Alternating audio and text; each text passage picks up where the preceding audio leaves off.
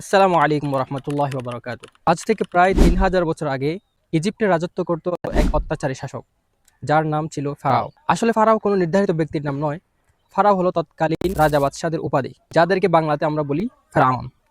আজকে আমরা যার কথা বলতে চাচ্ছি, মুসা আলাইহিস সালামের সমসাময়িক এবং কোরআনে বর্ণিত অত্যাচারী, অহংকারী এবং ক্ষুধাদ্রোহী সেই ফেরাউনের কথা, যে নিজেকে বলেছিলেন আমি তো সবচেয়ে বড় প্রভু, আনা রব্বুকুমুল আ'লা, আনা রব্বুকুমুল আ'লা, আনা রব্বুকুমুল আ'লা। তার রাজধানী ছিল নীল নদের তীরে। ক্ষমতা, ধন সম্পদ, অহংকারে ভরা এক রাজত্ব। সে বনি ইসরায়েলের উপর অর্থাৎ মুসা আলাইহিস সালামের উম্মতের উপর ভয়ঙ্কর নির্যাতন করত। তার নির্যাতনের একটা পদ্ধতি ছিল পুত্র সন্তানদেরকে হত্যা করত, কন্যা সন্তানদেরকে জীবিত রাখত। সূরা বাকারার 49 নম্বর আয়াতে আল্লাহ পাক বলেন, ইউযাব্বিহুনা আবনাআকুম ওয়া ইস্তাহইয়ুনা নিসাআকুম। সে তোমাদের পুত্র সন্তানদেরকে হত্যা করত, কন্যা সন্তানদেরকে জীবিত রাখত। ওফি যালিকুম বালাউম মির রাব্বিকুম আযীম। এবং তাতে ছিল মহান রবের পক্ষ থেকে এক বিশাল পরীক্ষা। তার পুত্র সন্তানদেরকে হত্যা করার কারণ হিসেবে বিভিন্ন তাফসীর গ্রন্থে এবং ইসলামিক হিস্ট্রিতে যা পাওয়া যায় তা হলো, একবার সে স্বপ্নে দেখলো বাইতুল মুকাদ্দাস থেকে একটি আগুন এসে তার রাজত্বকে পুড়িয়ে ছাড়খাড় করে দিচ্ছে। স্বপ্নের ব্যাখ্যা হিসেবে তার জ্যোতিষী এবং পুরোহিতরা বলে বনি ইসরায়েল থেকে একটা সন্তান জন্ম নিবে যে আপনার রাজত্বকে ধ্বংস করে দেবে। সেই কারণ হিসেবে সে বনি ইসরায়েলের হাজার হাজার লক্ষ লক্ষ শিশুকে হত্যা করতে শুরু করলো। কিন্তু ভাগ্যের কি নির্মম পরিহাস, যাকে থামানোর জন্য সে হাজার হাজার লক্ষ লক্ষ শিশুকে হত্যা করেছে, সেই বড় হয়েছে তার আশ্রয়ী, তার প্রাসাদের আঙ্গিনায়। তার ভয়ঙ্কর অত্যাচার এবং অহংকারকে চূর্ণ করার জন্য আল্লাহ পাক যখন নবী মূসা আলাইহিস সালামকে নবুয়ত দিয়ে পাঠান, তিনি তাকে খুব নম্র ভাষায় তাওহীদের দাওয়াত দেন, বনি ইসরায়েলকে মুক্ত করে দিতে বলেন। সেই সাথে তিনি বলেন, ওয়াকালা মূসা ইয়া ফিরআউনু ইন্নী রাসূলুম মির রাব্বিল আলামিন। হে ফিরআউন, আমি মহান রব্বুল আলামিনের পক্ষ থেকে একজন রাসূল হিসেবে এসেছি, একজন বার্তাবাহক হিসেবে এসেছি।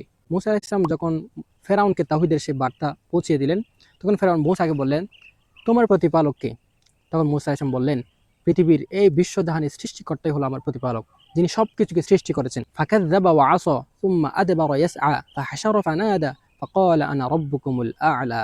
তখন ফিরআউন মিথ্যা প্রতিপন্ন করলো এবং অবাধ্য হলো। সে নিজেকে বলল আমি তো সবচেয়ে বড় প্রভু। মূসা আলাইহিস সালাম যে নবী, সেটা বোঝানোর জন্য তিনি তাকে কয়েকটি মুআজিজা দেখালেন। সেই মুআজিজা দেখার পর সে বলল, এটা তো জাদু, ইন্না হাযা লাসিহ্রুম মুবিন। তখন সে মূসা আলাইহিস সালামকে হারানোর জন্য রাজ্যের সবচেয়ে বড় বড় জাদুকরদেরকে নিয়ে আসলেন। পরবর্তী মূসা আলাইহিস সালাম যখন তার মুআজিজা আবার প্রকাশ করলেন, জাদুকররা বুঝতে পারলেন এটা তো জাদু হতে পারে না, মহান আল্লাহ পাকের পক্ষ থেকে অলৌকিক ঘটনা। তখন তারা মূসা আলাইহিস সালামের প্রতি ঈমান নিয়ে আসলেন এবং লক্ষ জনতার সামনে তারা ঘোষণা দিলেন, ক্বালু আমান্না বিরাব্বিল আলামিন রব্বি মূসা ওয়া হারুন। আমরা বিশ্বজাহানের প্রতিপালকের প্রতি ঈমান আনলাম। ফিরআউন অগ্নিশর্মা হয়ে তাদেরকে বললেন, তোমাদেরকে আমি অনুমতি না দেওয়ার পূর্বে তোমরা কেন ঈমান আনলা? তখন তারা উত্তরে বলল, ক্বালু লা দাইর ইন্না ইলা রাব্বিনা লামুনকালিবুন। তুমি আমাদেরকে হত্যা করবে, সমস্যা নাই, দুনিয়াতে তুমি যা ইচ্ছা তা করতে পারবে, আল্লাহর কাছে আমরা পুরস্কৃত হব। তুমি যে আমাদেরকে বাধ্য করে জাদু করিয়েছো এবং পূর্ববর্তী যত গুনাহ পাপাচার হয়েছে সবকিছু আল্লাহ পাক আমাদেরকে ঈমানের পরিবর্তে ক্ষমা করে দিবে। অতএব তুমি যে আমাদেরকে হত্যা করবে সেটা আমরা পরোয়া করি না। অবশেষে আল্লাহ পাক হযরত মূসা আলাইহিস সালামের উপর ওহী নাজিল করলেন, তিনি যেন বনি ইসরায়েলকে নিয়ে রাতের বেলায় বের হয়ে যায়। তারা যখন লোহিত সাগরের তীরে পৌঁছায়, আল্লাহ পাক লোহিত সাগরের মধ্যে অলৌকিকভাবে তাদের জন্য রাস্তা করে দেন। তাদের পিছু নিয়ে ফেরআউন যখন লোহিত সাগরের তীরে যায় এবং উক্ত পথ দিয়ে তারা যাওয়ার চেষ্টা করে, আল্লাহ পাক তাদেরকে ডুবিয়ে মারে। এভাবে শেষ হলো ইতিহাসের এক অহংকারী, ক্ষমতালোভী নরপিশাচের কালো অধ্যায়। তবে এখানে একটা মজার বিষয় আছে, সেটা হলো হাত্তা ইযা আদরাকাহুল গারাকু ক্বালা আমানতু আন্নাহু লা ইলাহা ইল্লাল্লাযী আমানাত বিহি বানু ইসরাঈল। সে যখন ডুবে যাচ্ছিল সে বলে আমি আল্লাহর উপর ঈমান আনলাম। আল্লাহ বলেছে, আল আন ওয়াকাদ আসাইতা ক্বাবলু ওয়া কুনতা মিনাল মুফসিদিন।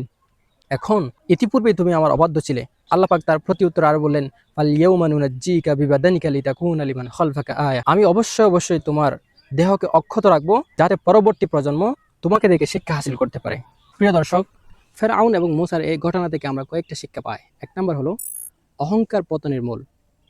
ক্ষমতার গদি পেয়ে যেই অহংকার করবে তার পতন অনিবার্য। 2 নম্বর, সত্যকে অস্বীকার করার পরিণতি ভয়ঙ্কর। আর 3 নম্বর হলো মৃত্যু যখন গলায় চলে আসে অর্থাৎ গড়গড়া শুরু হয়, তখন আল্লাহ পাক তওবা কবুল করেন না, যেভাবে ফেরআউনের তওবা কবুল করেন নাই। অতএব আমাদেরকে সর্বদা মৃত্যুর জন্য প্রস্তুত থাকতে হবে। 4 নম্বর হলো কোরআনে বর্ণিত ভবিষ্যৎবাণীর সত্যতা। আল্লাহ পাক বলেছিলেন, ফাল ইয়াউমা নুনাজ্জিকা বিবাদানিকা লিতাকুনা লিমান খালফাকা আয়া। আজকে আমি তোমার দেহকে অক্ষত রাখবো, যাতে পরবর্তী মানুষ তোমাকে দেখে শিক্ষা হাসিল করতে পারে। ফিরআউনের লাশ পাওয়া যায় 1700 শতাব্দীতে, অর্থাৎ আজ থেকে প্রায় হয়তো 300 বছর আগে, কিন্তু আল্লাহ পাক এই ভবিষ্যৎবাণী করেছিলেন 1400 বছর পূর্বে। প্রিয় দর্শক, আজকের এই ঘটনা থেকে আপনারা কি কি শিখলেন এবং কতটুকু আপনাদের ভালো লাগলো সেটা জানাতে ভুলবেন না। আর যদি মনে হয় এটা সকলের জন্য প্রয়োজন, শেয়ার করতে ভুলবেন না। এতক্ষণ ধরে আপনাদের সাথে আমি ছিলাম মোহাম্মদ তারেক জামিল। আসসালামু আলাইকুম ওয়া রাহমাতুল্লাহি ওয়া বারাকাতুহু।